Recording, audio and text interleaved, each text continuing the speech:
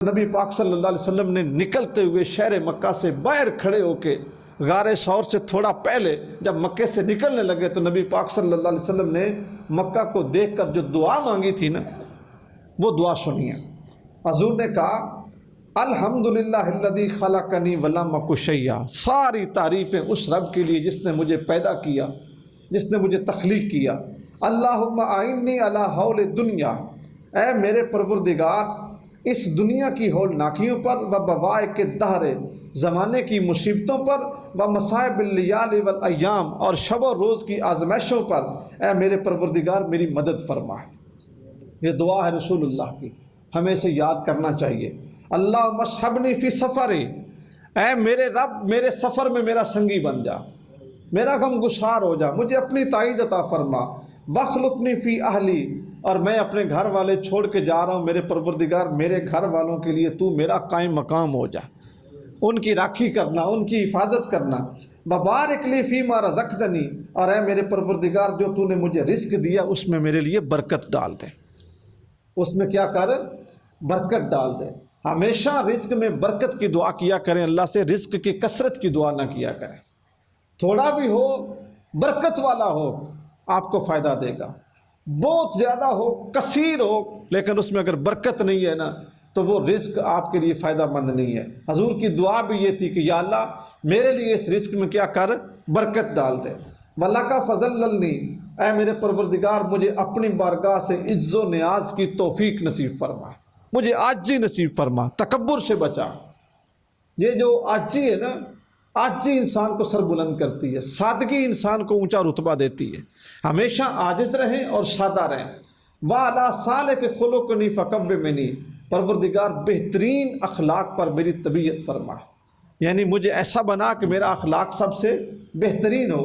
وَإِلَيْكَ رَبِّ فَحَبِّبْنِي، میرے پروردگار مجھے اپنا محبوب بنا۔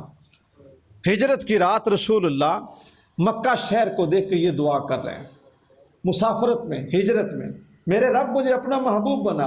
وَإِلَى النَّاسِ فَلَا تَكِلْنِي، مجھے لوگوں کے حوالے نہ کر، کون ہے میرا تیرے سوا، سارے میری جان کے دشمن، سارے میرے اسلام کے دشمن، سارے میرے قرآن کے دشمن، یا اللہ سارے میری شریعت کے دشمن، میری آل کے دشمن، مجھے لوگوں کے حوالے نہ کر۔ رب المستضعفین انت ربی، اے کمزوروں کے رب تو میرا رب ہے، اے میرا رب تو کمزوروں کا رب ہے تو تو ہی میرا بھی رب ہے، کیونکہ تو کمزوروں کو طاقت دیتا ہے، ان کو صبر دیتا ہے، ان کو حوصلہ دیتا ہے۔ اعوذ بوجہک الکریم، اے میرے پروردگار میں تیری ذات کے طفیل جس کی روشنی سے اشرقت لہ السماوات والارض وکشفت بہ الظلمات، اے میرے پروردگار تیری ذات کے طفیل جس کی روشنی سے زمین اور آسمان چمک رہے ہیں اور جس کی برکت سے اندھیرے دور ہو رہے ہیں۔ وَصَلُحَ عَلَيْهِ أَمْرَ الْأَوَّلِينَ وَالْآخِرِينَ، اور جس کی روشنی سے اولین و آخرین کے کام درست ہو گئے ہیں۔ أَن تُحِلُّ عَلَيَّ غَضَبَكَ، اس امر سے پناہ مانگتا ہوں کہ میرے اوپر تیرا غضب نازل ہو، میرے رب مجھ سے ناراض نہ ہونا، مجھ سے راضی رہنا۔ او تنزل بی سخطک، یا نازل کر مجھ پر اپنی ناراضگی، میں اس بات سے تیری پناہ مانگتا ہوں، مجھے اپنی ناراضگی سے محفوظ فرما۔ اعوذ بک من زوال نعمتک، میں تیری نعمتوں کے زائل ہو جانے سے بھی تیری پناہ مانگتا ہوں۔ یا اللہ جو تو نے انعام کیے ہیں وہ انعام میرے پاس رہے، مجھے شکر کی توفیق نصیب فرما۔ صحت، جسمانی طور پہ انسان کا محفوظ ہونا، اچھی اولاد ہونا، یہ سارے اللہ کے انعام ہیں۔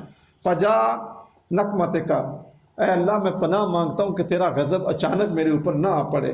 وتحول عافیتک، میں تیری سلامتی جو ہے نا اس کی طرف سے میرا رخ نہ پھر جائے، میں اس سے بھی پناہ مانگتا ہوں۔ لَقَدْ اُتْبَعَ عِنْدِي خَيْرَ مَا اسْتَطَعْتُ، تو تیری رضا میرے نزدیک ہر چیز سے بہتر ہے۔ حضور نے جب یہ دعا مانگی تو پھر کیا حضور نے کہا؟ لا حول ولا قوت الا باللہ۔ دعا کو ختم کرنے کا سنت طریقہ بھی یہ ہے کہ جب آپ اللہ تعالیٰ سے دعا مانگیں تو پھر کہیں لا حول ولا قوت الا باللہ، میرے پاس کوئی طاقت نہیں، کوئی قوت نہیں یا اللہ سوائے تیرے۔ یہ جو لا حول ہے نا یہ کمزور کے لیے آسرا ہے، طاقت ہے کمزور کی۔ جس وقت انسان کسی مصیبت میں، آفت میں، پریشانی میں ہو نا تو لا حول کا ورد کرے، لا حول ولا قوت الا باللہ، لا حول ولا قوت الا باللہ۔ یہ کیا ہے؟ اپنے رب پہ تکیہ ہے کہ یا اللہ میرے پاس کوئی طاقت نہیں، میرے پاس کوئی جرأت نہیں، میرے پاس کوئی سکل نہیں، میرے پاس کوئی مہارت نہیں، میرے پاس کوئی ہیلہ نہیں، کوئی بہانہ نہیں، یا اللہ کوئی آسرا نہیں الا باللہ، میرا جو کچھ ہے وہ یا اللہ تو ہی ہے۔ تو جب انسان اپنا معاملہ اپنے رب پہ پھینک دیتا ہے نا، اللہ تعالیٰ اپنے بندے کو رسوا نہیں ہونے دیتا۔ نبی پاک صلی اللہ علیہ وسلم جب یہ دعا مانگ رہے تھے نا، اسی وقت نا جتنے وہ چوکیدار حضور کو قتل کرنے والے حضور کے گھر کے سامنے کھڑے تھے، پاس سے گزرتے ہوئے نا ایک بندے نے ان سے پوچھا بھائی کیوں کھڑے ہو؟ انہوں نے کہا کہ ہم اس لیے کھڑے ہیں کہ ہم استغفر اللہ رسول اللہ صلی اللہ علیہ وسلم کو قتل کر دیں، اور ہم نے یہ لائن اس لیے بنائی ہوئی ہے، اور بجلی کی طرح چمکتی تلواریں اس لیے چمکی کہ ہم ان کو قتل کر دیں۔